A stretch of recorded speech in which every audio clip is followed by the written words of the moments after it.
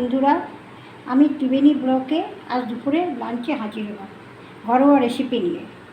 গরম গরম আতপ চালের ভাত, তার সঙ্গে স্যালাড, তার সঙ্গে নুন, পাতে নুন, শাক ভাজা, তার সঙ্গে কাতলা মাছের ঝাল, মুড়োর ঝাল, তার সঙ্গে ডিম সিদ্ধ, তার সঙ্গে বরবটি আলুর তরকারি, মুসুর ডাল, গাঢ় মুসুর ডাল, আমের চাটনি, তার সঙ্গে মোরলা মাছের চচ্চড়ি, টক দই, তার সঙ্গে বোঁদে মিষ্টি, 1 গ্লাস জল।